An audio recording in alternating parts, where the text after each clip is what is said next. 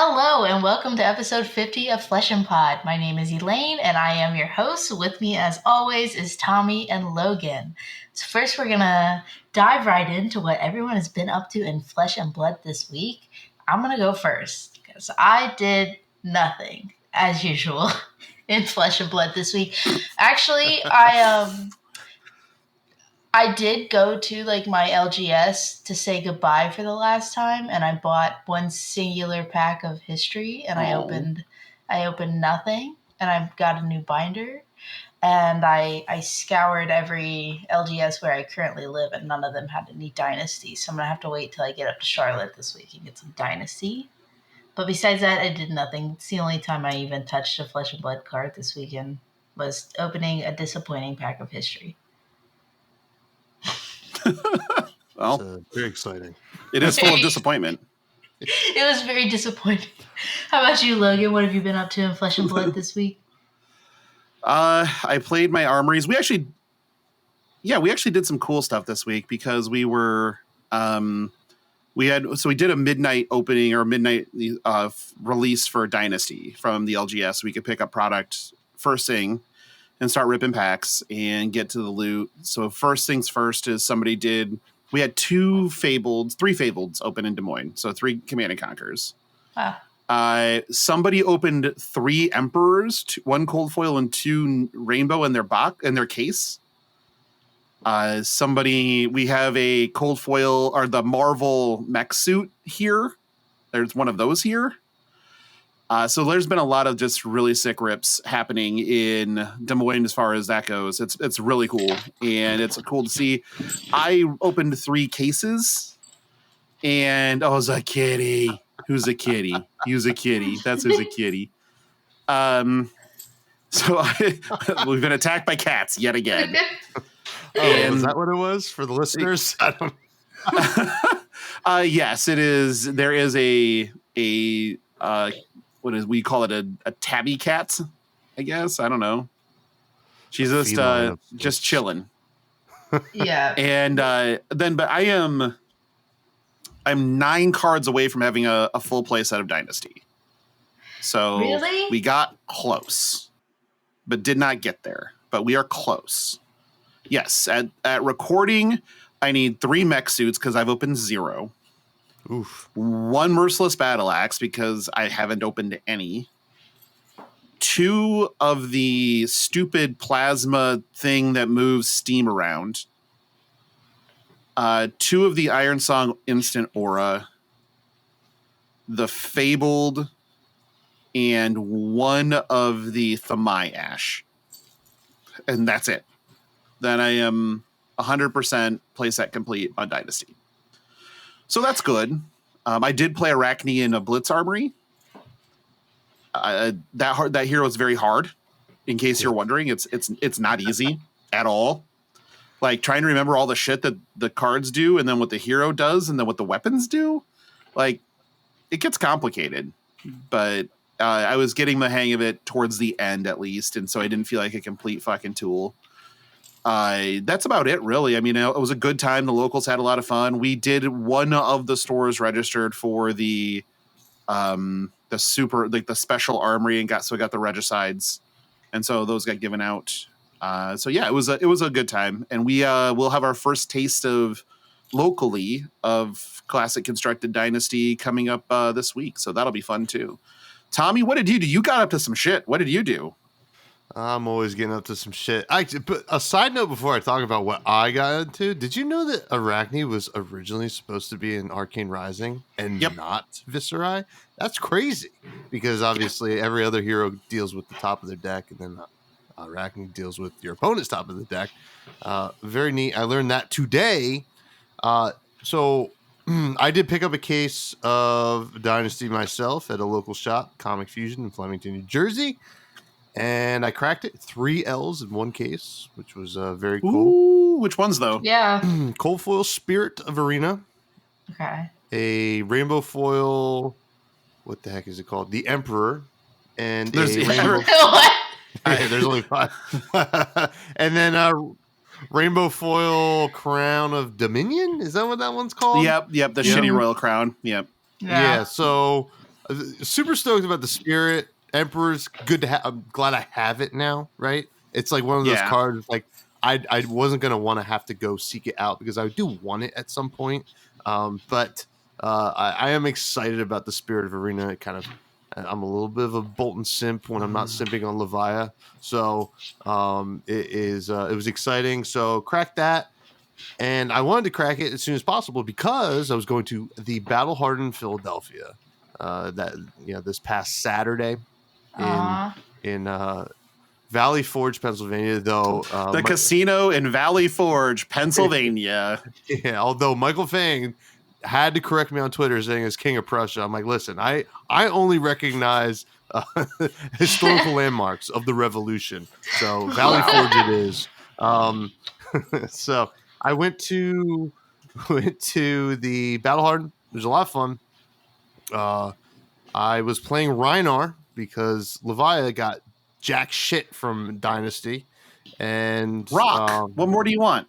Oh yeah. You know, life's hard enough. Do I have to make it harder? I did not know Let's that just you say were I wasn't ready to rock and roll stuff. this weekend, but I didn't even open one, so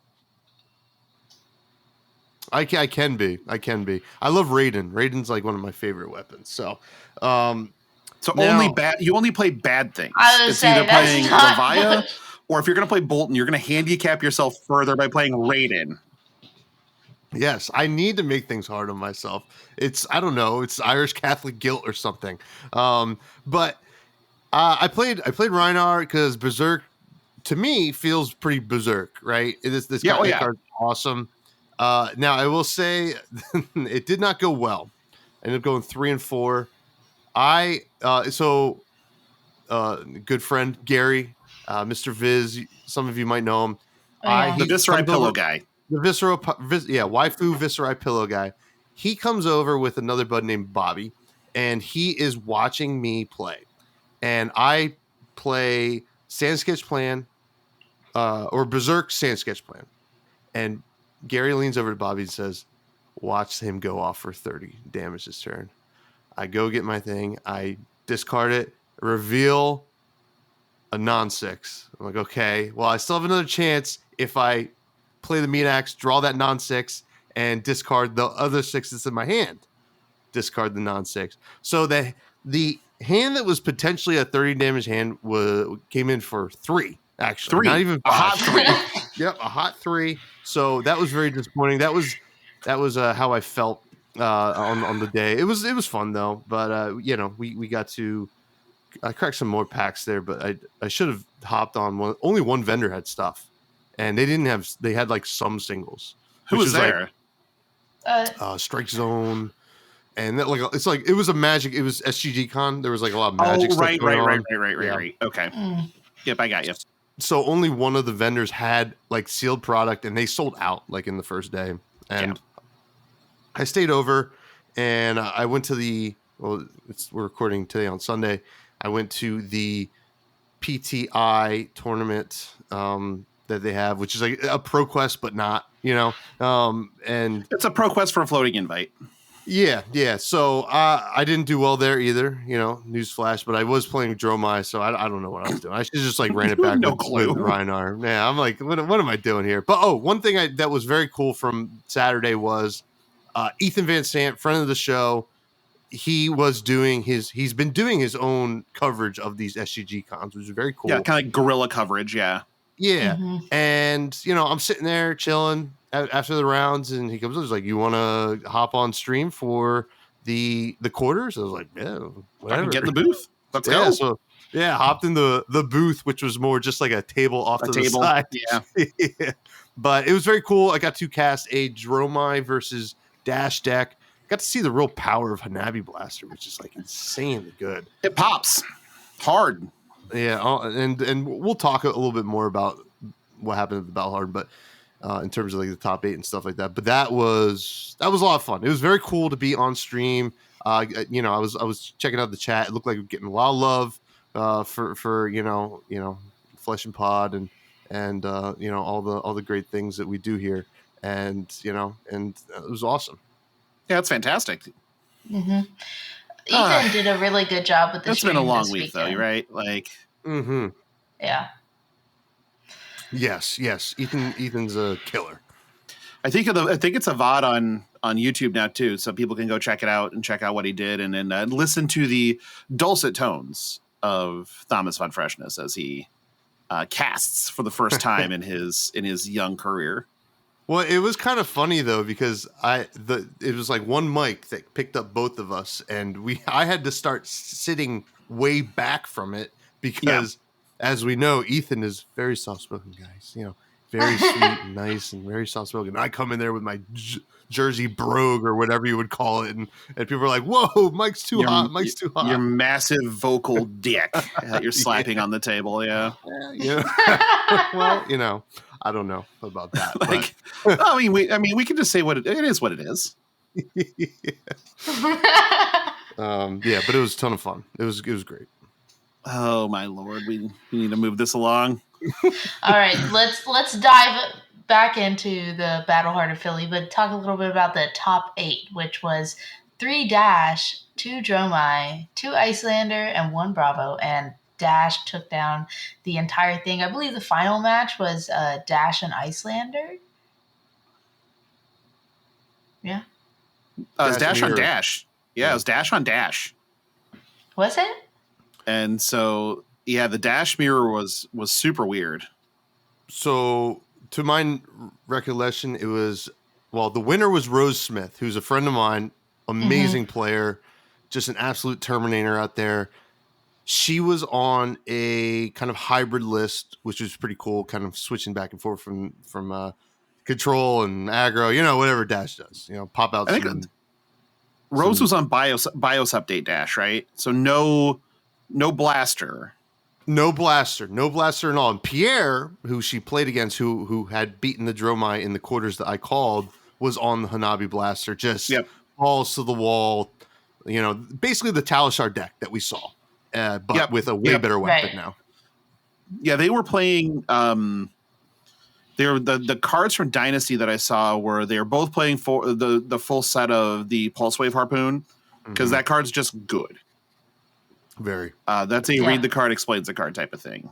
And then Rose had BIOS update. I think just 2 copies, and Pierre had 2 copies of the Steam thing where you move Steam counters from it to items when items come into play. Plasma Inducer.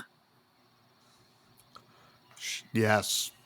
Look, I've been fuck you. I've been staring at. God damn it.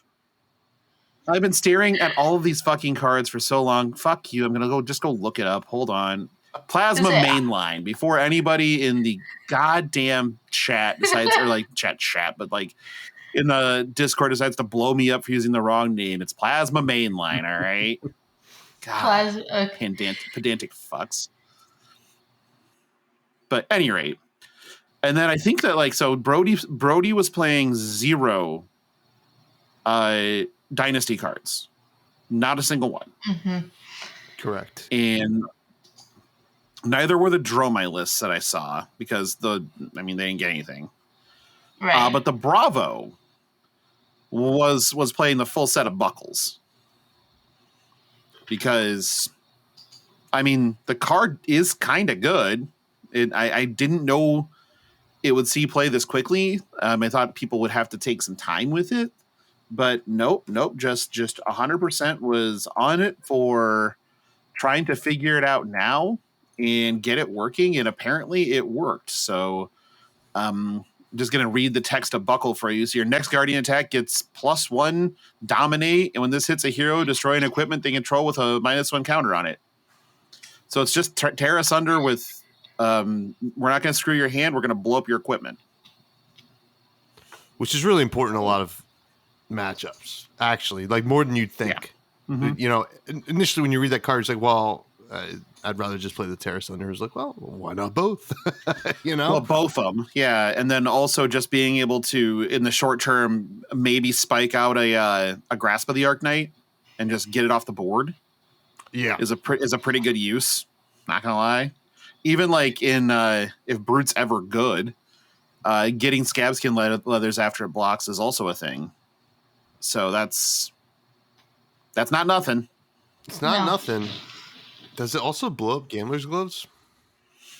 No, because Gambler Gloves would never get a -1 counter on it. Because it doesn't have any defense value unless somebody put one on there from like Expose the Elements or something. Like if an Oldham List was playing it, that'd be really ridiculous, but whatever.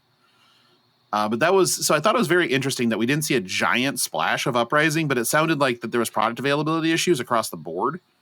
And that's more along the lines of why we didn't see a bunch of Dynasty stuff. Yeah, so one thing that I've noticed is Arachne, right? Has been the toughest deck to build, right? I think like Surgical Extraction, the pull rate on that card is insanely abysmal. Low. Yeah. I opened 3 cases and opened 1. And I acquired the other 2 so I can build Arachne. But that card got bought out on TCG Player like yesterday or the day before. It's right now. Last I looked, it was sitting at $50 a shot. Which is insane right now. Because I don't even think the deck's that good. It's the best card in the deck. It's the best card in the deck for sure. Yeah. I feel like it's going to be like one of those Pandora box like decks, that the more time people spend with it, the more open and we're going to learn about it. And it's just, what I'm most excited for is to learn and play some Assassin once I finally get my hands on some Dynasty. I'm very interested in it. It is quite interesting. It is very difficult to play. I've been playing a bit of the CC version on Talishar that the friend of the podcast, Sleeper Jackal, built. And it is quite good. It has a lot of lines. And he was kind enough to have every matchup already set for me on February, so I didn't have to think about that part. And I can tell you it's super fucking powerful. And it really punishes decks that don't want to block a ton. So like ninja decks, where their equipment has Blade Break, so they have to use cards to block the Widows, to block the Spider's Bites. And if they don't block the Spider's Bites, it shrinks the defense value of all of the cards they block with that aren't their defense reactions, because basically all they have to block with are their attacks. And so now these 4 attacks that start banishing cards off the top of their deck, or the ones that hit even harder and eat the arsenal and eat the hand or banish X, are just super punishing and painful. So they just have a really difficult time. And then cards, they can just get, again, just kind of the shit beat out of them by things like Cut to the Chase and Shred. And when you start hitting contracts and you bring back your equipment every turn, the snowball is real and it happens fast if you let it get out of hand. And so it's really difficult to play around. And I think people are going to have to get used to how to play around it. In that regard, it kind of feels like playing early Ninja, where people just didn't know to block the second Kodachi, or didn't know, the ways to alter those breakpoints. That's what it feels like. And the coolest thing about the deck, go ahead, Elaine. Oh, I was just gonna say, I'm a Warrior player. I love Warrior, and this, it doesn't seem exactly the same as Warrior, but just kind of like what you're talking about, how some people have to learn how to block around it. I really love just that kind of poker face aspect to it, and I feel like I can get into that with some Assassin. It just seems like a more fun Warrior picks. Yeah, kinda.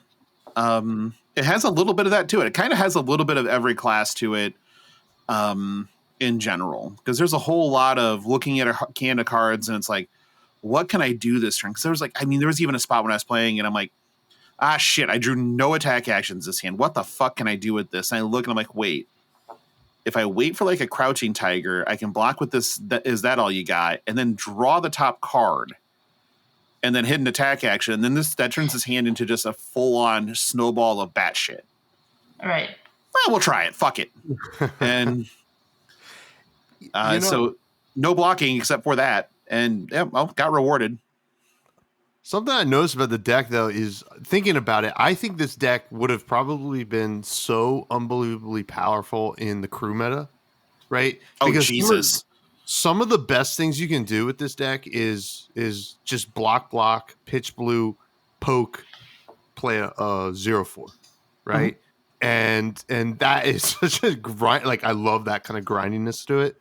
And God, I love that you can play Pursuit of Knowledge in this deck. If you want to. It seems this is the deck for it, right? Because you know it's going to be very blue heavy. You go poke. Maybe they took it, present Pursuit of Knowledge, and all of a sudden they can't block efficiently, and you're drawing up the 5. It's awesome. Yeah, that is a definite possibility with this deck. It does really crazy shit, and it's really hard to understand the angle it's coming from. And yes, like some cards are very pushed, and it's very obvious that what they are. Like Surgical Extraction is very pushed. That peeling a card out of their hand feels so unfair. Like hitting a. I mean, what did I hit? I hit a Brute player with it, and then got their only yellow out of their hand, and they can no longer cast the cards in their hand. Their options were to pitch 2 reds to swing with a claw. What are you gonna do? Ooh. Like, yeah, jack and shit. That's what you're gonna do. Arsenal pass, great. Full grip, let's go. I mean, it's just super punishing. Yeah. What's really interesting to me with this deck is to see where Brian Gottlieb's deck list is, right? Because what the secret deck list is. It's in the Discord it's in the Discord that doesn't exist, I'm sure. Yeah, well, no, I was talking to a friend of the show, Popo Mike, this weekend, who is a local to Brian, and Brian is going to their armory on Thursday, and he's bringing Arachne. Oh yeah. So I'm so interested to see what his build kind of looks like, because what he has in mind, right? All these developers have these ideas in mind of what they want to do with these cars they designed, and right. That's very interesting to me. Yeah, makes sense. Like, I get it. I love the aspect, like, or just the idea that there's the whole developers team just sits there and watches everyone struggle and like build decks, and they're like, you guys don't even know what this is capable of yet. Like, I don't even know if that's something that happens, but I love the idea of that. So somebody asked, I think it was Jason Chung, that somebody asked, like on a panel or something, it might have been actually at Worlds, I'm not sure, but asked him, what's the best card in the game? And he went, Tome of Torment. What are we doing wrong, Jason? What are we fucking not seeing? What is the sauce, Jason? Okay, all right. I mean, I have some insight on that because he played in the Dev Challenge at Worlds, and he's did he? Someone played the Dev Challenge with Leviah and was playing like Tome of Fyendal, Tome of Torment, and was just rolling scab skins every turn. So like, yeah, that's awesome, right? Like if you're hitting on scab skins, but you know, bones. Yeah. Tome, I mean, God, I do want that card to work. But like the fact that like the dude is just like 100%. I'm fucking with my lights. That's what all this like. For anybody that's watching at home, it's like, why is he changing colors? I changed my desk setup. So like I redid all of this shit and painted my walls black because they were this putrescent pastel yellow. Because this room used to be a nursery, and I finally got sick of it and just painted this shit.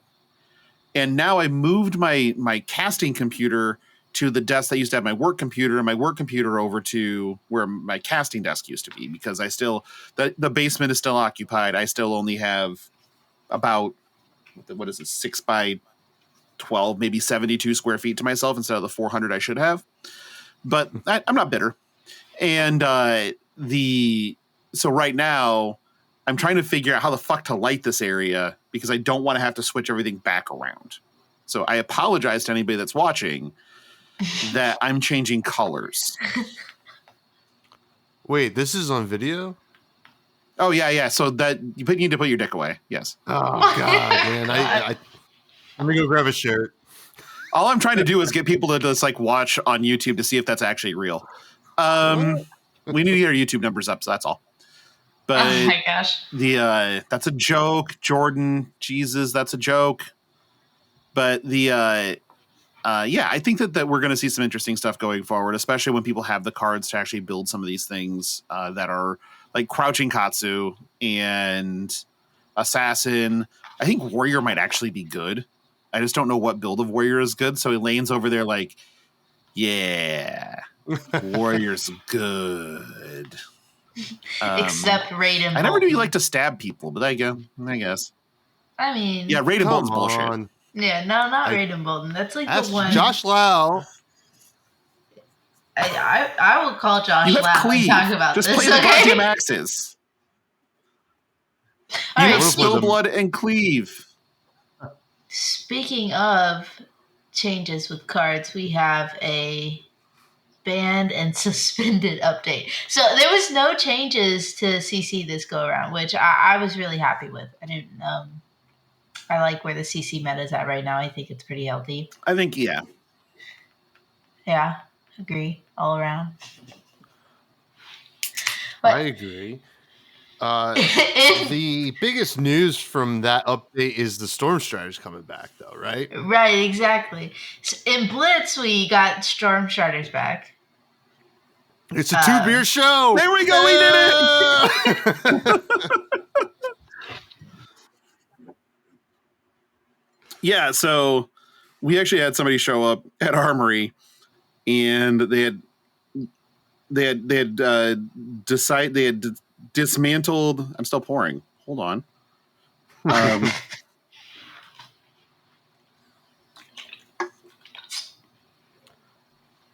Ooh, It's a pretty pour, isn't it? looks great. That is a Right. pretty And so poor, yeah. he came.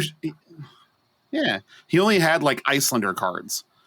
So he shows up with his Icelander deck, and everybody's like, bruh, Aether Ice Vein is banned. And he's like, I have 6 illegal cards in my deck. I'm like, well, you might have 8. Why? Hypothermia is banned too. And But you can play Storm Striders. You know, Yeah, but I mean, the Kano players are like, yeah, whatever, don't care. Give me my Storm Striders, god damn it. I was at a Blitz Armory one time, and the person I'm playing with is like, E-Strike, like whatever, take it, E-Strike, block, and then next turn, E-Strike. I'm like, wait a minute. This is a Blitz Armory. Wait, 3 strikes? 3 E-Strikes, yeah. I'm like, wait What's a better minute. than 2? Yeah, what's 3. better than 2 E-Strikes? 3 E-Strikes. Hold, please. 3 Not strike. legal. You're out. I think this is super interesting, though, this BNS announcement, because I think that this was the, okay, if we take out Storm Striders, what happens? Icelander's still good, huh? Shit. How do we bring Storm Striders back, make Icelander bad and Kano less good? Do this. Oh, okay, cool. I will say this is the best Brutes ever looked in Blitz right now. Oh, by far. Oh my god. Yeah, You know, definitely. it's not that I really played much Blitz, but it's pretty exciting. Now, I will say I think Arachne's really going to be a force to be reckoned with in Blitz. That card, I mean, like, you don't have that many cards in Blitz, right? And banishing stuff is a real threat. So I don't know. I mean, I think these changes are probably pretty welcome. It was kind of cool to see them say, "Hey, no Storm Striders for Worlds." We'll see what happens. And they saw what happens, like you said. And now they're like, well, fuck you, Icelander. Kano, Shut up your ass. Like, Kano, fuck out my game. Like, fuck you. Kano, you're cool. Kind of like it felt like that, which is Fuck you, fuck you, fuck you, you're cool, fuck you, I'm out. It was that. yeah, exactly. And that's kind of what it felt like. I mean, shit. I did get to, somebody had to take an Eradicate on Saturday, and that Eradicate was for 7. So in a 40 card deck, when you banish 7 of their cards in one shot, that the game basically ends. Yeah. Oh yeah. Gosh. Yeah. That's scary. And Oops. I don't know. It's another reason not to play Blitz. Yeah, they kind of looked at their hand and went, well, I block everything in my hand blocks for 1 now. So I guess let's take the 4. I'm like, we'll just cut to the chase this thing then. And then also mass. So I guess I hit him for 8 cards. So 20% of your deck. Get fucked. So cool. So cool. Ugh. Glad to see Aether Ice Fan gone though, because Yeah, fuck that card. Yeah, I that hate card, that every card. single time I see that card, I We all groan. hate it. We're just all just despise It's that shit. Audible groan. I'm like, I hate like in draft and limited in Blitz and CC. Like, stop. You know, I don't want to play against this thing. I Remember hate that time that card. you did that to me? Who me? Yeah. With Oldham? No, you did it Oh. with in an Icelander mirror. Icelander Mirror. When did we play an Icelander Mirror? We played one in Columbus. Oh yeah, I forgot. Where I forgot. Your Team deck Count- had red Aether Ice Veins.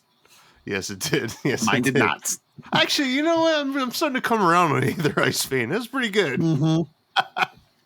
Just remember, you died to Steel Blade Shunt. I didn't know. Once upon a time, I remember my shunts and swings now. And what else? Sigil of Suffering and Sigil of Suffering, but you can't really do anything about that one. Shunt, Swing, and Swing are the 2 big ones. And then there's one new one, isn't there? No. No. Yeah, no, there is a Guardian one that if you have an offhand, it deals damage. Oh, Shield Bash. Yeah. Yeah, kind of cool. That's Not kinda good, cool. Not good. but cool. Sweet, but not good. All right. Dynasty release notes. All we have is, do you know what Shred does? Shred is the assassin attack reaction that makes the blocking card It block is. with less than 3, right? Yeah. Yes. Now, new questions. Can Shred be used on equipment? Sure can. Yeah. It absolutely can. Do you know what happens when you shred a piece of equipment with temper? Dead. It dies. Goes away. It goes away. Because it checks the end of the combat chain and sees that it has 0 defense, and temper reads when it has 0 defense, it blows up. So Can you tell me, Logan, what are the relevant temper equipment that we have to worry I can. about? So this happened on Saturday where somebody blocked when I was playing in Arachne with a Courage of Bladehold. Oh, That's not a temper, courage. pressure. Ow. -1 Courage of Bladehold. No. She's actually in pain. I And I am. believe like- Crater I believe Crater Fist is the other one with temper that is relevant. And Stalagmite. And Stalagmite. Stalagmite. Yes, Stalagmite has temper, yes. So those are your 3. You can fuck up any of those. Ah, that's awesome. Well, I guess also Flame Scale Furnace. Oh, Furnace does have temper. Yep, you can blow that one up too. Yeah, get all those little mini fridges. Yep. It is Gra- brutal. Grasp, right? With that grasp. Has No, Grasp is battle worn. Oh, grasp Grasp is is battle. Grasp worn. is battle Oh worn. yeah, yeah. Blood She Skeleton. Oh. Oh. Not Blood She No, Skeleton. Grasp is literally too fucking good to get shredded. Hell yeah. I'm gonna get Yeah, shredded. Elaine's like, oh I'd say- God. I'm glad I'm on this podcast so I know about that.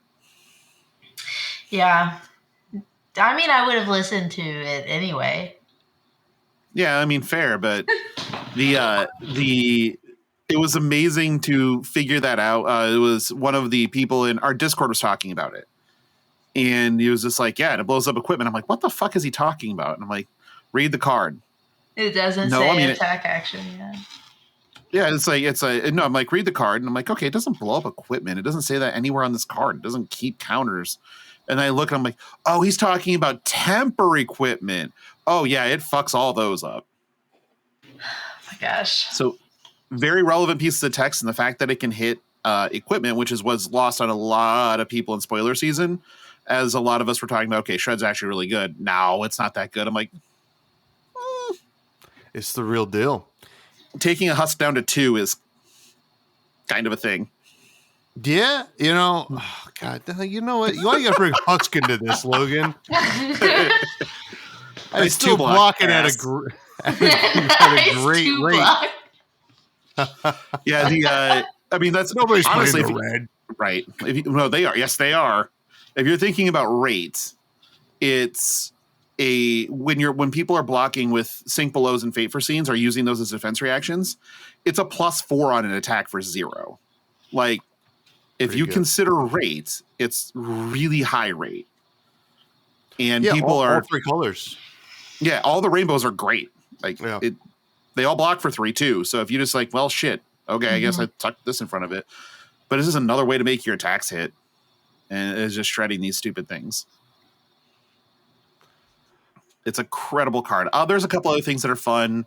So if you assemble Iron Man suit, you don't. It does not carry the counters over from your equipment. Funny part is Iron Man suit has temper. So you can shred the Iron Man suit.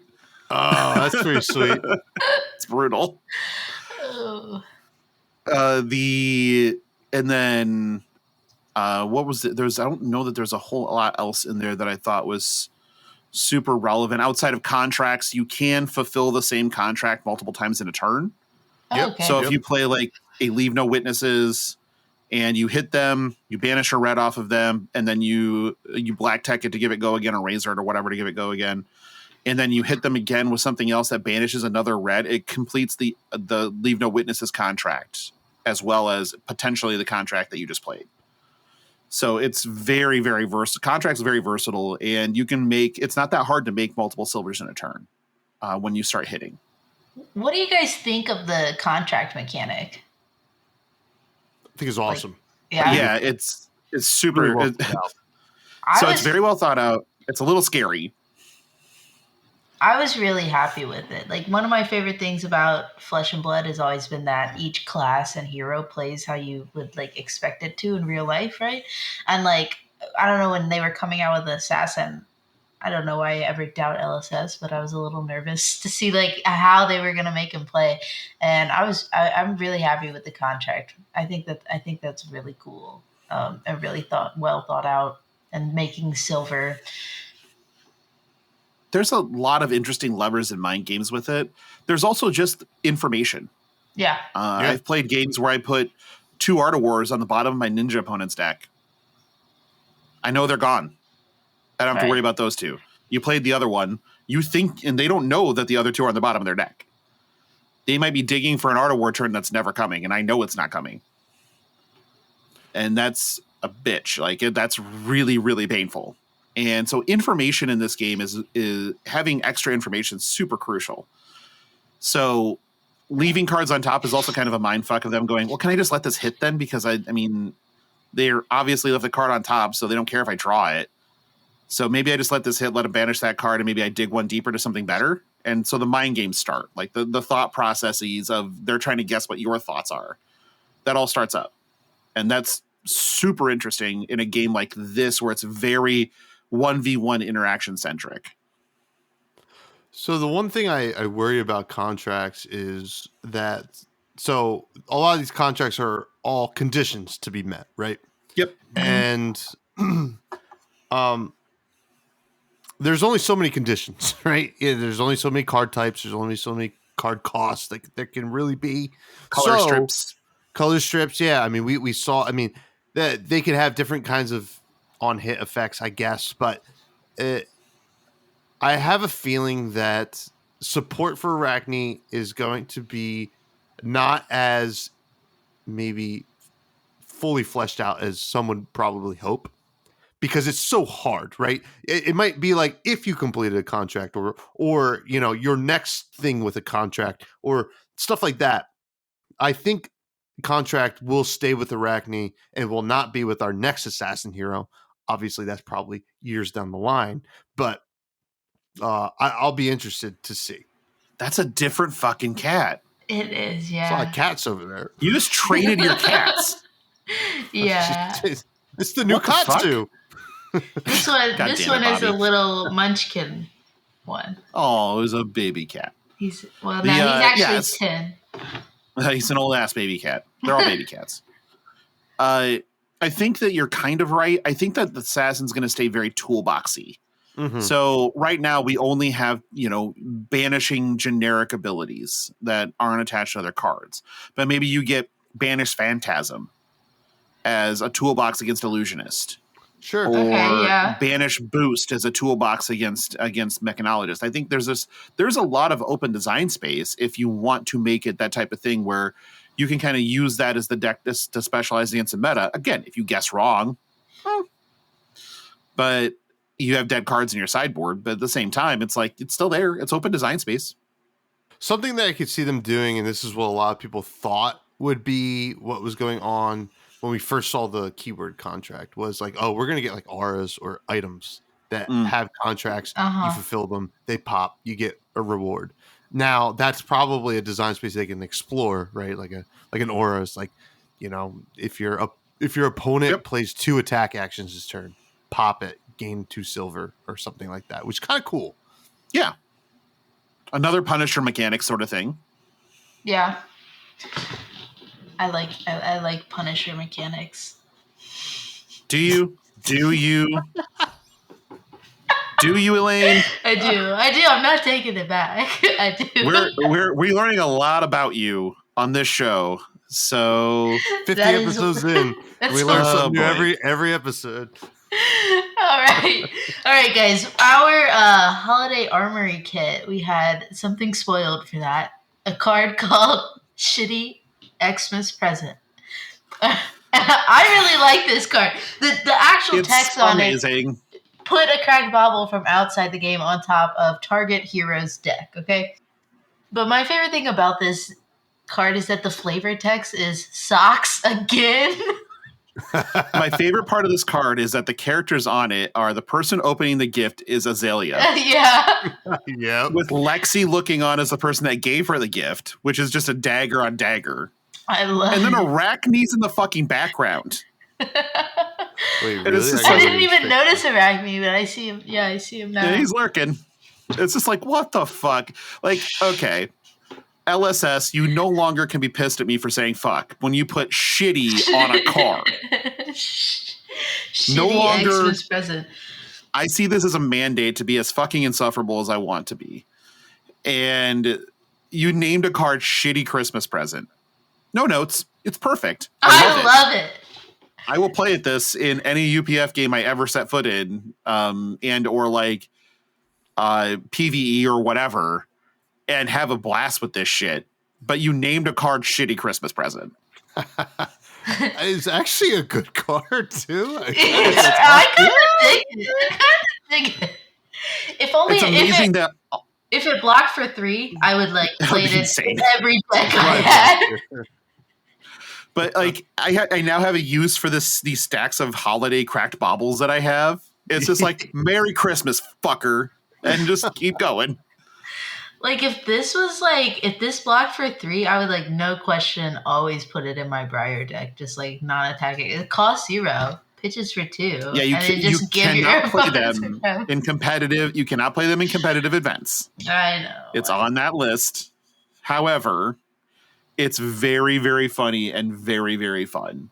And I really, really want to just like, I really hope that like they release a cracked bauble that is actually just the art is socks. So you can just like So you can fucking just slam socks on top of socks. their deck. Just socks you. They That's get that amazing. altar made if I ever played Yeah. this card. Eat socks, dipshit. So we got the holiday crack bauble last December. We're getting the shitty Xmas present this December. What's next December? Is it Is it the socks?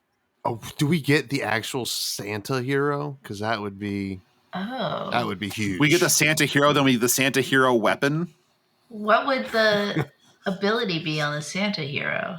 It would probably just be the ability of shitty Xmas present. Well, you'd roll a dice, and a 1 through 2, you get a cracked bauble.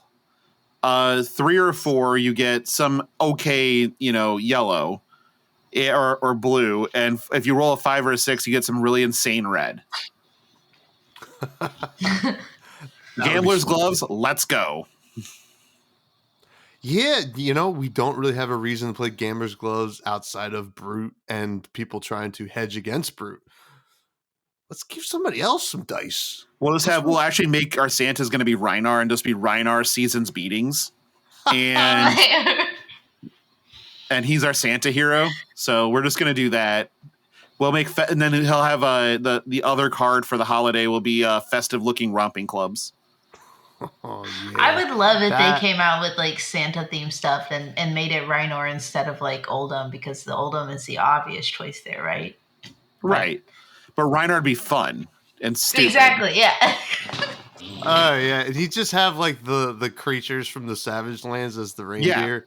Yeah. Just like a dinosaur and some giant fucking moosey elk looking fucking thing and KO. He'd be a reindeer. KO reindeer. And, oh man, KO would be an elf, right? Guy. Yeah, KO would be an elf. Oh wow.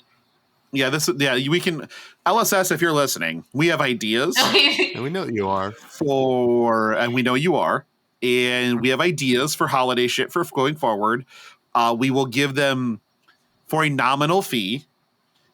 So please reach out to fleshandpod@gmail.com and we can talk very briefly about what we can offer you. Make us an offer we can't refuse. James. Oh, I got tickets to go see The Godfather in the theaters on Tuesday. Oh, that's awesome. What theater? Oh, Flicks Brewhouse. Yeah, Flicks. No, I have a time machine. I'm going back to 77. I don't know why that was my first question. What theater? Tell me. I might come. In Des Moines, Flicks Brewhouse. Okay. Let me put this on my calendar. They sell beer and mixed drinks at the theater. I get a lot of these. I get souvenir pint glasses for going to these movies. I have like either a quote from the movie and like a little picture on them.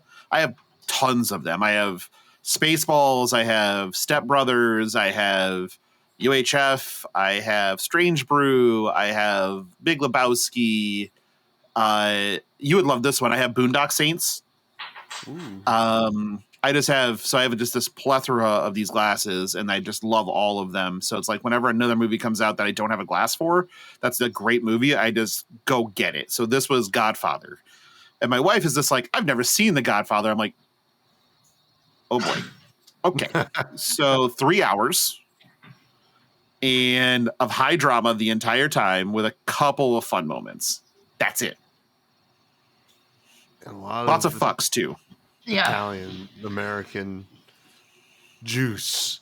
Now the juice. Can we just go back for a second for when Elaine said pronounce theater? Which theater? Did I say that? What? You did. Yeah. Wait, theater. Wait. Yeah. That's how you say theater. It's a theater. No, it's fucking not. It's a theater. I mean, okay, because all my like not Southern friends say like theater. Like I can't say them without acting like I'm some like fancy posh person. We're going to the theater. I mean, theater. That's theater. how someone from. That's old money talking right there. That is old money. I don't know. Theater. Theater. Movie theater. Movie theater. Movie theater. Oh my god. It's only getting worse. Come the fuck on. Okay, we gotta move on to listener questions. Jesus Christ. Yeah, let's please do. Okay, Lone Road Ninja asks, what was your first fab experience and what made you decide it was something you wanted to get into? So, like, is this, like, good fab experience? Because my first fab experience was something I did not want to get into. Because I was... These can be two different things. They can be two different answers to this question. Okay. My first fab experience was during COVID playing the, like, pre-made Blitz Azalea deck versus the pre-made Blitz Dash deck, and I hated it. You got wrecked. Yeah, I hated it, and I was like, never again. This game is dumb. Why can't I banish things out the top of my deck and get go again? I think if I would have played with the other deck, I would have had a better experience. After that, the Fab experience that made me decide it was something I wanted to get into was playing Dorinthia Blitz for the first time. And I really liked Dorinthia Blitz, and I Red overpowered my boyfriend at the time's friend and won the game. And then I was like, I want to do this again. So here's +5, and I would like your life total now. Yep. Thank you very much. So he was like, he yelled, he was like, Luke, your girlfriend just Red overpowered me. It's like Luke was like in the other room, and I was like, I did, and I'll do it again. Yeah, taste it, bitch. Yeah, exactly. What? Tommy, what about you? What was yours? My first Fab experience, what made me decide it was something I wanted to get into. I, like a lot of folks, pretty disillusioned with Magic the Gathering trading card game. I saw that there was going to be events for Flesh and Blood, and I was like, I'm going to check this thing out. I bought the Monarch decks. It was where my hate for Prism bloomed, not because Prism was annoying in that form, but because it was so bad, right? And the Blitz deck, yeah, it was just not very good. And this is a little sad, but I played them against myself. You know, it was like still kind of COVID times. Were you self-fabbing? I was self-fabbing. Well, you know, hey, listen, what happens in August or early August, late July of 2021 stays in early August. We fab with others as well as fab with others, sir. Yes. That is how this all works. So, but I did fall in love with the game quickly. And I honestly, just the experience of playing it and like the whole, I enjoy this is my class. these are my weapons and this is my equipment. And it felt so like, so I played Magic for a very long time, just like you, Logan. And the best Magic sets were the top-down design sets, right? Like original Innistrad was like the first, in my mind, home run that I experienced in my Magic career of like design, right? It's like they knew what they wanted to do. They're like, what would a werewolf do? And then, or whatever. I don't remember if they had werewolves in that one, but yeah. Well, there was Dark Ascension, but yeah. What's it? What would a werewolf do? It would do this. What would this vampire do? It would do that, and that what would is zombies do? Yeah, exactly. It's such a good way to approach game design, and Flesh and Blood does that like every single time. Mm-hmm. Like, what would this merciless battle axe do? What would an assassin do? What would an assassin do? It's like all this, like, what would this, like, you know, what, like a brute, like brutes are dumb and they like sometimes win and it's awesome. And I don't know. I think that was like the real huge moment for me is when I kind of like saw that kind of top down design and it just made me like, I don't know, just made me excited about the game. And like, even this like weekend, I didn't perform well in any of the games I played in Philadelphia. I mean, like, well, actually I performed well in some games, but like in any of the events that I played this weekend, didn't have like great records. But like, I think I would normally step away from like other games and just want to break. I mean, I got home and I just started brewing an assassin deck. Like it's I don't know. It's addicting, and I think I'm not alone there. I think a lot of people feel that way, and I'm sure you do as well, Elaine. I'll say two things you said I relate to. One, the kind of like, so like I never really got into Magic because I just didn't like the feel of it. You know, I'd play and everyone's like, you're a wizard, you're casting these creatures on the field to fight another wizard. And I'm like, yeah, but it doesn't really feel like it. And like getting into Fab and really feeling all the components of how everyone plays differently was like what got me addicted to it. But also what you said, there's something so I guilty pleasure being at the bottom tables, okay? Oh yeah, come on! like guilty pleasure when I'm like losing out. I'm like, Man, what if I just keep losing out and then I'm just bottom tables all day, like just bullshitting around because I get on another level at the bottom tables. Like Oh yeah. I'm like nothing matters here.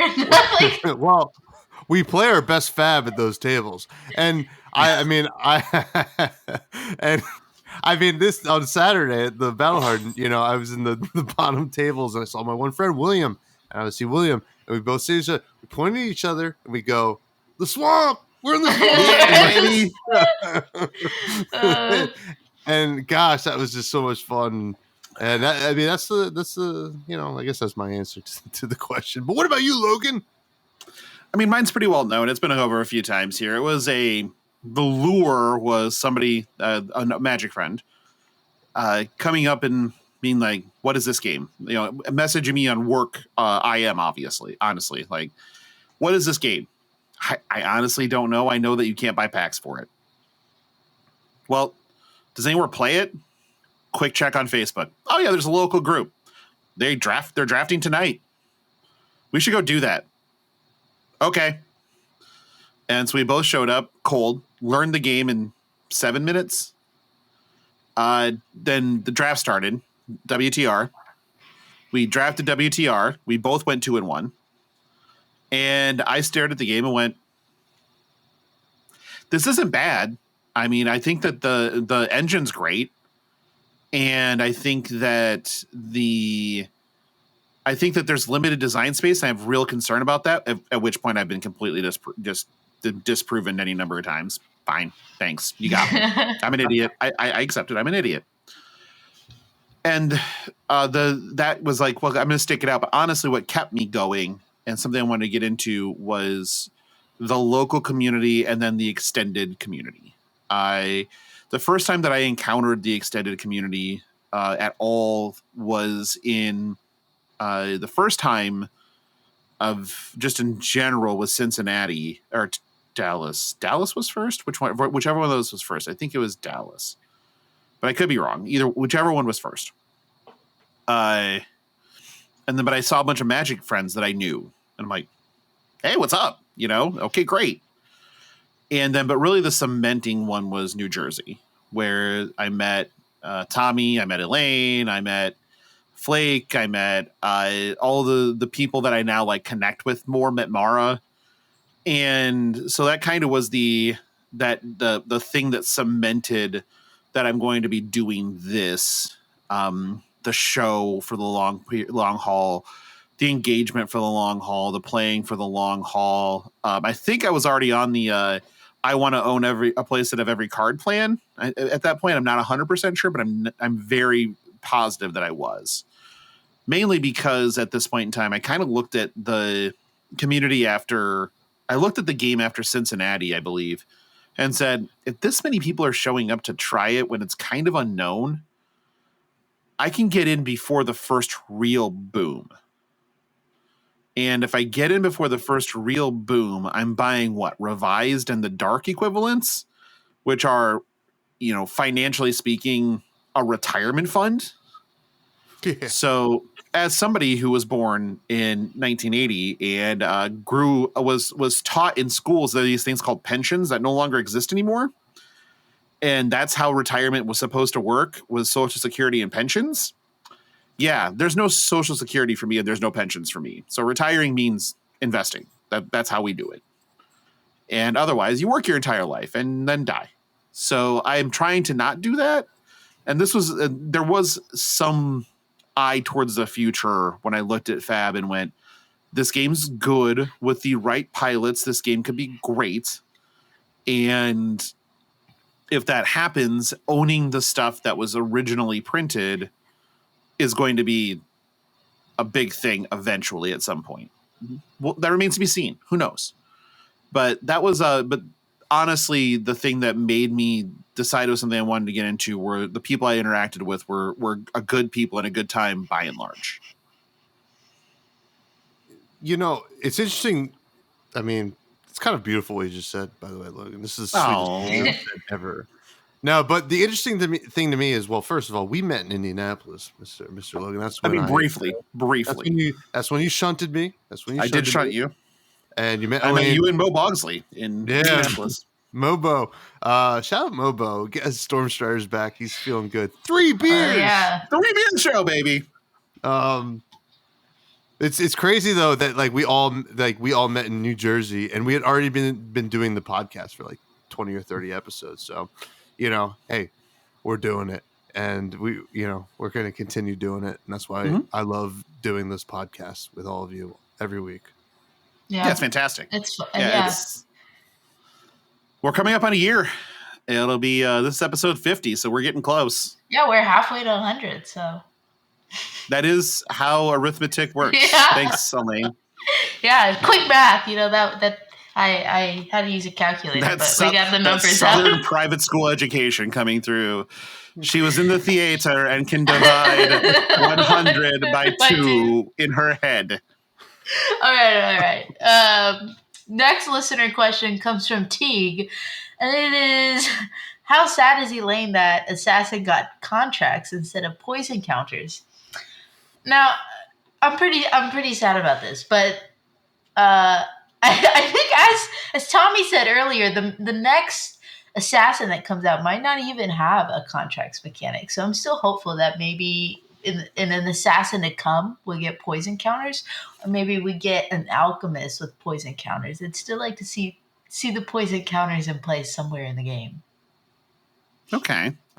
Talk to me about this Alchemist, because I know this is a little on the spot, and I don't apologize at all. But what do you think the Alchemist does? What do you mean? Every hero has an ability. Ira even has an ability that's one line of text on a card. What does an Alchemist do? It can be broad. You can give 50,000 foot view. The Alchemist. Okay. I don't know. I have not, honestly. Elaine, what is alchemy? It's kind of like chemistry, right?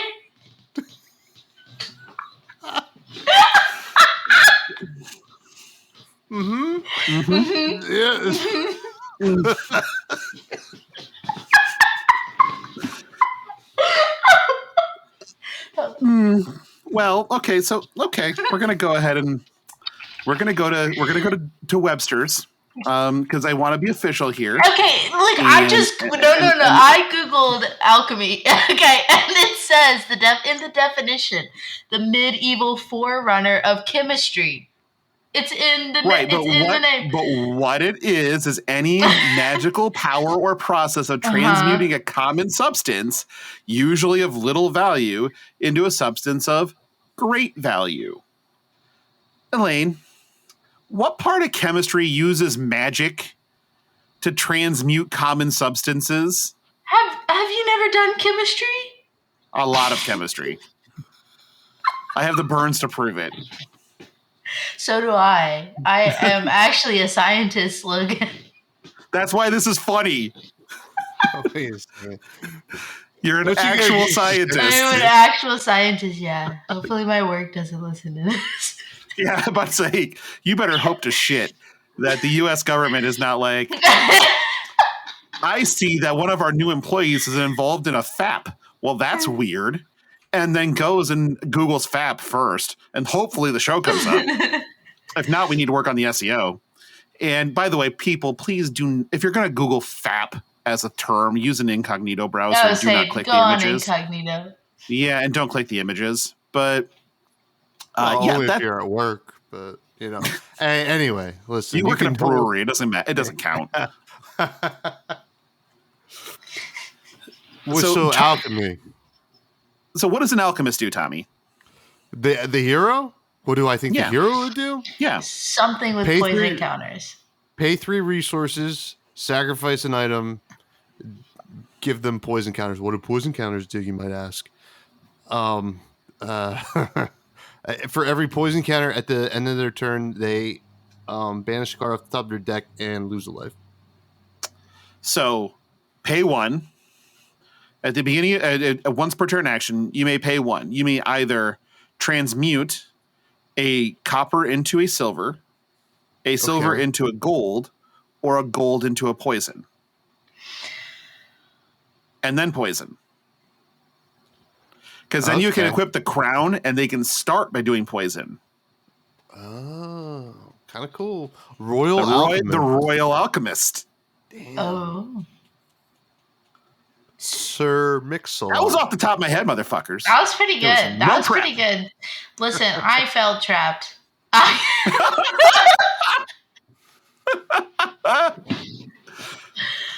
I felt trapped. Yeah. You act like you've never done a show with me. This is fucking stupid. We've done one. We've done 50 one episodes. show. Yeah, We've done 50 episodes, 50 Elaine. episodes. Half We've of 100 done 50. episodes together. And you still haven't figured that shit out. Hey, That's 25% of 200 episodes. Damn it. 10% of 500. 10% of 500 episodes, Elaine. Okay, we're getting a little too heavy right now. I don't have a calculator on hand. Oh, God. Hey, how'd you do the math initially? I've been out with food poisoning, and that's my excuse. Oh, that's why you what I'm sound doing. different. Okay. What food poisoned you? Was Well, it alchemy? Here's the thing: is I did Was it it a poison counter? to myself, maybe a little on purpose. Okay. Okay, now we have painted ourselves into story time. So it's now story time with Drunken Auntie Elaine. Drunken Auntie Elaine, what did you do to poison yourself? I don't eat. I only eat birds. So, right. So if I'm gonna eat meat, it's gonna be a bird or like a fish, right? Seafood, different. Fish aren't birds, Elaine. Flying fish. All right. Still aren't birds. Anyway, so if I'm gonna eat meat, I'm gonna eat a bird, not anything with 4 legs. I haven't eaten a 4-legged animal in like 2 years. But I'm moving to Charlotte, and I really wanted some boudin, and so I ate Some boudin. what? Some boudin. You're eating ass? Do you guys not know what I'm talking about? Nope. Boudin. Okay. It's I just guess like a Louisiana thing. It sounded like you said Yeah. you're eating booty, and I'm like, you can say eating ass. That's fine. No. Like, you can say that on the show. So basically, you take like all the gross parts of a pig and their guts and anything you really wouldn't usually want to eat with the pig, and you right, you like Sure. chop it all up, blend it all up, and then you blend it in with some rice, some onions, peppers, seasoning, and then you stuff all of that into a sausage casing. So And it's that is- haggis. What? A little No, it's bit. boudin. It sounds like scrapple with extra steps, too. It's delicious. It is like my favorite thing, but I haven't had it in a very long time because it's pork. And anyway, I know that when I eat like pork or beef or anything like that, like it makes me very sick. But I hadn't done it in a long time because it makes me sick. But I'm moving, and I wanted some good Louisiana boudin. And it was my brother's wedding, and I had maybe had a glass Gabe's? or wine or no. Which I've brother? been. Wait, Oh, why okay. do you know my brother Gabe? We talked about all your brothers at length in Vegas. Oh, Vegas is a blur. By we, I mean Missy and myself. I'll But say I have a lot of brothers. No, Ben, the oldest of all of the kids, he got married. So anyway, I ate he's the like boudin. 48. Like, holy shit. What? He's like- 32. I thought the oldest kid was older than me. Oh, well. Anyway. No, he's 32. He's the oldest. Anyway, I ate the boudin, and I got very, Just very, one very, more very- time. Just say it one more time. I ate the boudin. Perfect. Yeah. Yeah, it's and At I a got wedding, really too? I got at a wedding. I had Love a little was in too the much air. to drink, and I ate a lot of boudin. And Flick and I have had a lot of conversations about that. Interesting. Interesting. Well, that's a different What you do at podcast. weddings. That's episode 51. That's episode 51. I have a question. Yeah. Now, I love Creole food. I've never heard of booty. Not once. This is not Creole. This is Cajun. It's different. Oh, okay. Cajun and Creole are different. I knew that. Now, here's a question. Is this something like it sounds fancy, however, like How does in it name, sound fancy? in name it sounds fancy. Is everything French sound fancy to you? Did they just call it merda and you're just like, oh, I'll have two? Me, you take all the bad parts of a pig you wouldn't want to eat. Sounds fancy. Well, it's kind of funny. When Flake once told me about a hot dog joint in Montreal called La Belle Provence, which sounds like the fanciest restaurant you've ever heard of, but it's hot dogs and poutine. So, Poutine? The fanciest restaurant you've ever heard of. All right. Ask your question. So your brother's getting married, and he said, "Yeah, let's serve pig gizzard at the wedding." Ground pig gizzard. Pigs don't have gizzards. Let's start yes. there. But Well, that's what it sounds like. Well, pig guts. Pig shit. Not exactly, but maybe. I don't know how well clean these things are. I would eat it. I'm not saying that I'm not yucking a eat yum. it. I will eat anything once. And But I is this the basically custom- mean anything. You guys, you can put it in an egg roll and then inject the egg roll with pepper jack cheese, and it's even better. I'm listening. Like, Yeah. you've got my attention. Yeah. Okay, I mean it sounds good. But is this customary at weddings in down below the Mason Dixon? What I don't know. is customary? So it was a very quaint small wedding. We just had Louisiana food, jambalaya. Oh yeah. Jambalaya. There was no gumbo, but I've had gumbo plenty of times this week because it's actually. But cold jambalaya here. is great. Yeah, gumbo. It's not cold there. It's in the 50s. Fuck Hammond Tree. It is currently 26 degrees in Iowa. You guys It's don't pretty have weather. You guys don't have money dances up there for weddings, huh? Of course we do. I've never heard of that in my life. See, A dollar dance? Absolutely. My friend, $1. $1. We're not as bougie as the Hammond Tree clan, ma'am. We don't say theater around here. We going to see the fucking movie film. So you need to just back up on your shit. We give dollars around here. No. There's a strip club here that takes change, Elaine. You can make it hail. If I got hit by which one's that? coins. That means you're working at a strip club where the strippers go to die, Elaine. You're not going to be working at a strip club where strippers go to die. You don't know anything about me. Well, maybe if you're a necrophiliac, that's where you go. Okay, we're not going to get into that. Well, that happened. Well, anyway, last listener question comes from just Wait. with What is a money dance?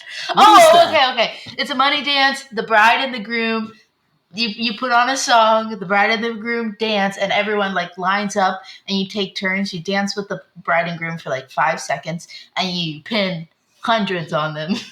Not dollars.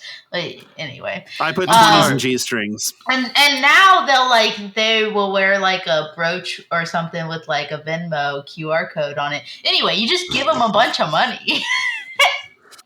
That takes, and why else would you get married? Because my friend. Now we're in agreement. Okay. Yeah. Hey, Listen, Tommy and I are both on past marriage 1. Oh yeah. So Why 100% get it. Now, I do say here in the Great Northeast, we don't have money to spend on money dances because we're doing it on our cost of living. So I think it is so It's brutal up here. supposed to be the money The honeymoon for the honeymoon Yeah. fund. Yeah, it's the Oh, honeymoon fund. But yeah, Okay. that's a money dance. It's the only Yeah, I get it. tradition You gotta that work I for it. really care about at a wedding. So what are you like me and you don't believe in marriage? Or me? Are we talking about marriage beliefs right now? I mean, I just asked a question. I was just throwing Sure. that out there. Uh, I want to put you on wax on something controversial and awkward. I don't really think that I don't think it's for everyone. I'll say that. All right. Well, that's good. We'll Yeah. let you dodge. I don't think it's for everyone. Yeah. Okay. Last. Bear in mind, I am currently married. So. Congratulations. Congratulations, Logan. You did it. You did it. You done did the thing. How elegant. All right. I for context for the listeners, I was a marriage speedrunner. I did less than a year. It was great. Well, that is a speed run. A whirlwind for fun. Yeah, it was awesome. Yeah, I put a tracker up on Twitch, and we really did it. Jesus Christ! Speed run any percent. Yeah, any percent. We 21% that marriage. Perfect. All right. Okay, we have to get to this last question. It comes from Just With Luck, and it says, "How do you recommend rebuilding the collection in a cost-effective way?" Actually, so there's some context to this one, and I'll give it because I am curious on your the response from the both of you. Okay. This is somebody that's sold out of Flesh and Blood and is coming back in. Oh. So with that context, and their end goal is to own a play set of every card. However, their thinking right now is picking a class for both Blitz and CC, same class, and then work on fleshing out a binder. Basically, is there any tips you would have for somebody to rebuild a collection? So this is actually something that I'm kind of going through myself right now. Like I said, my boyfriend got me into the game, or my ex-boyfriend now, but the guy I was dating at the time is the person who got me into the game. And we built a collection together. And then when we went through a breakup, we had to do like divorce court over our Flesh and Blood cards, right? So I lost a lot of my collection. It's something I'm still rebuilding. But I guess at that time, I kind of knew what decks I liked, right? And what heroes and classes I enjoyed. So when it came to like getting any Majestics or Legendaries, I kind of checked those boxes first. And then the rest are just going to come as they come, right? If I want to try out a deck, anything like that. As far as like getting bulk, I pretty much I got a lot of my commons and rares I got to take those with me. But I was still missing a lot, and quite honestly, just like going to events, going to nationals, going to armories, and drafting with friends. Like if I was just like, hey, if anyone doesn't want their bulk, because most people who play this game have a lot of bulk already. Like if you guys want some more, I've got cases of Dynasty bulk sitting right here. I don't have any Dynasty yet. But yeah, anytime it's just like, hey, if you guys don't want like your draft chaff or whatever, like pass it my way, because sometimes, I hate to say it, but sometimes that just gets thrown away for most people, like players. So that's how I'm doing it right now. But if you guys have better advice, hit me with it too. I think it's pretty solid advice. It's kind of hard, right? You said that this Just With Luck wants to probably start with like a Blitz and CC hero. Well, I mean, I think that's the perfect place to start with those. I think the really important thing is to not wait very long. Also, like, do you care if they're white bordered? Because now we have history pack 1 or whatever. You could go into that. Although, I mean, personally, I'm not a white border fan, so markers exist. Yeah, yeah, true. That's very true. You can alter your own and start gobbling up stuff that's like pretty low, right? Something like Scabskin Leathers is pretty cheap right now. I mean, at least last time I checked, I got one not too long ago. It was like, $40 for a legendary that is very playable.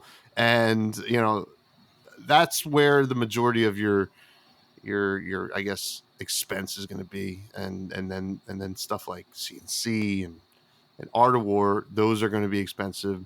I think Enlightened Strike is pretty low right now, so like stuff like that kind of bottomed. Yeah. That like cards like that bottomed. CNC, it's kind of funny with this.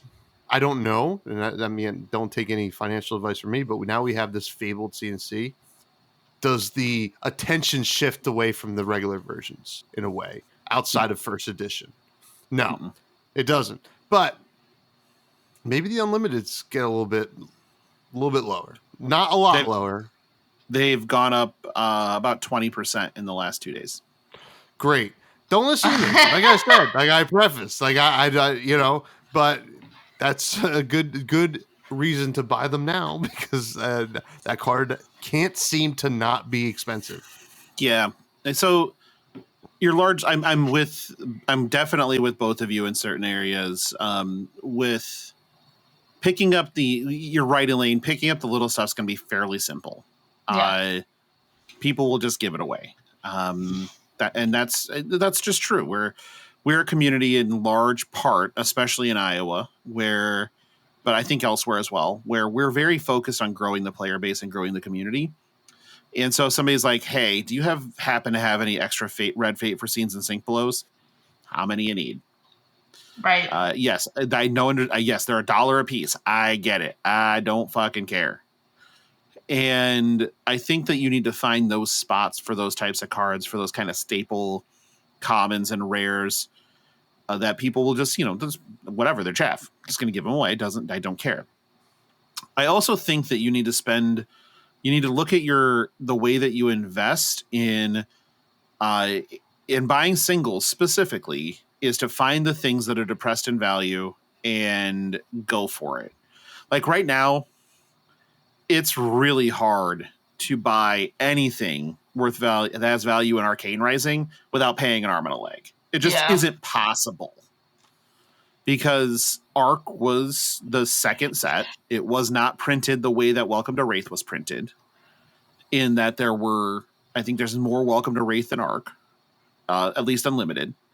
And so that's a problem for those legendaries. Luckily there's no relevant legendary in Crucible, or that legendary would be $1 billion goddamn dollars.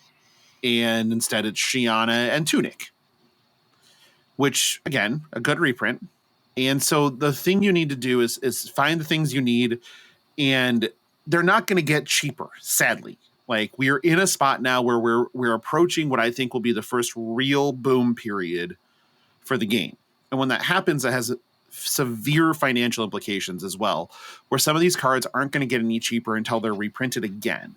And when you're talking about class cards, that becomes super fucking narrow really fast, because there's not going to be a warrior in every set. There's not going to be a brute in every set. Like, right. Scab skins at $40 is probably just a steal at this point. Yeah. Buying a Teklo Foundry card at $100 is probably the right thing to do, even though I'm going to just do this in real time. I'm going to guess that it is not that cheap right now, but it did just win a fucking Battle Hardened, and people like to do things. So if you're going to buy a Teklo Foundry heart right now, the cheapest you're going to get is $125. Boom. $25. Boom. Like, it's a bite, but if you want to play Dash, it's a hero that's not going to Living Legend out of either format anytime soon, is fairly safe. That's a card you can play, and you'll continue to be able to play. And it's not until we get another Mechanologist set, and we'll go to Metrics at some point in time, and then we'll probably see it'll be a supplemental set, and we'll see a Foundry Heart reprint. But even then, if you think about those reprints and really internalize what they mean to this game, they're still reprinted at Legendary. They're still reprinted at something that's hard as fuck to open sometimes. So what are you doing?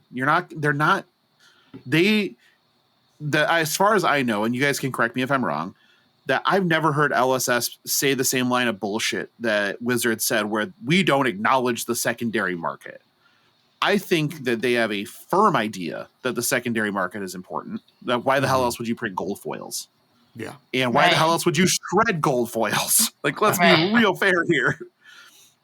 And because of that, they're going to say Teklo Foundry Heart at $125. That is probably close to what we want the midpoint to be. We want the floor to be somewhere in the $100 range, or $80 to $100 range. We want the ceiling to be somewhere in the $150 to $175 range, and then anything in the middle is exactly where we want to be. Great. But that means you should just be buying them now. So I would focus in sort of a top-down way, where pick the thing, buy the expensive singles, and then collect from other players what you need to fill it out. That would be my suggestion. And then keep doing that over and over and over again. Like, I don't know about you guys locally, but here we will draft older sets quite a bit. We'll draft Monarch, we'll draft Tails, we'll draft WCR. It's really hard to draft Arc, but if we have it, we will. So, yeah, that's what I would do. Yeah, there's no time like the present, right? You know, the longer you wait, sometimes the harder these things get. So I don't want to encourage that FOMO mentality, but sometimes there's some truth to it, right? Especially in collectability things. So in 2019, you could buy a lightly played unlimited Black Lotus for $5,000 3 years ago, prior to COVID. Right now, you would be lucky to buy a beat to shit one for $12,000. Plan accordingly. Yep. Yes. So. Yep. Well said. Well said. All right. I think we did it. I think we gotta do Patreon shout outs. Yes, I will shout out our Patreon members for our executive producers. And up, we have Alan, Ben, Kenny, May, Philip, Taylor, Ed M, Nick D, Josh L, and Teague. If you are interested in becoming a patron of Flesh and Pod, you may visit patreon.com/fleshandpod. We do have 4 tier levels, for you to peruse. We will be coming out with some new rewards for our executive producers and, I hate this name, Possum supporters. So please be on the lookout for new announcements for new rewards. But if you are supporting Possums, you are hurting everybody. I want you to know that, except for me, you're not hurting me. You should be continue to support Possums that are associated with Flesh and Pod and no other Possums. Please and thank you. All right. Where can everyone find us every week for the past 50 episodes? For the past 50 episodes, yeah. As always, you can find us on Twitter at FleshPod. You can also find us on at our email address. You can contact us, which is fleshandpod@gmail.com. All links will be in the show notes. Elaine, what do you want to plug? What do I want to plug? My personal Twitter is ehammontree at Gmail. Wait, that is my email address. At ehammontree is you. At ehammontree. Yeah, bacon on bush, pork on shrubbery. I'm pretty much the same everywhere I go. So. Oh my god! Yes, brisket on foliage. Yeah. Okay. There's another podcast that I do on. I do this podcast for 50 episodes, but there's another podcast I sometimes do. Side hustle that I put a lot of my heart and soul into, called Pitch Perfect, and that is Pitch Perfect Pod. On YouTube, Spotify, Apple, Google, everywhere. So. Thomas? It's beautiful, Elaine. You can find me on Twitter at FreshBudsPod. I also have a side hustle. 2 different podcasts I do, other than this one for the past 50 episodes. One is called Fresh and Buds, where I have wonderful guests like Logan, like Elaine, and many others on to just chat about Flesh and Blood and what's going on. And And, sometimes we tackle some heavy topics. Sometimes we tackle some not so heavy topics. I also now have a live show on YouTube called the Bud Rush Bellow. I do that with my friend Gary, who we talked about before, aka Mr. Viz, aka the Waifu Viscerai Pillow Guy. That one is a very silly, fun show that we talk about all kinds of nonsense, flesh and blood, scab skin moments of the week, stuff like that. Crack some packs sometimes. Not too many. I'm still chasing my first Fabled ever. Never opened a Fabled. Really? And one pack a week. Yeah, yes, really, Elaine. I've opened a lot of products. How many have you opened, Elaine? I've opened 2, and they were like both from prize packs. Like, I've opened 7. Oh my god, I hate both of you. Now, you know what's funny? Just kidding. It's 50 episodes and you hate us. It took 50 to realize how much I loved you. Now, side note, at Battle Hardened Philly, I was kind of chatting about the fact that I had never opened a Fabled, and Mike, aka Nick Bolas, was next to me. He was like, "I've opened one." I was like, "Okay." Now, for context, Mike did Fabled open of all Fabled, yeah. Yeah, Cold Full Heart of Final, whatever, dude. First edition. So, but yeah, you can find me over there, and you got a lot of fun, and I don't know, I like to hang, so that's why I'm here. Yeah, and as always, you can find our show on all your podcast platforms. New episodes are on Tuesdays, which this one will come out on Tuesday. If you are a member of our Patreon at all tiers, you do get your episodes a day early, as well as Flesh and Pods card backs on Talishar. So please, go ahead and kick us some money. I'm sure that Elaine will get some card backs for her side hustle eventually. And Tommy already has them. I have encountered the blue cheese card backs on a few different occasions. And Crushing Buds is always fun.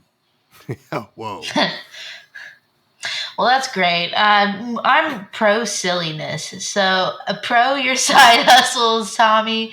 Pro this podcast that we can get pretty silly sometimes for the past 50 episodes. But that is all we have for you this week. And I guess we will talk to you guys again next week for episode 51, just like we do every single week. Bye. Bye.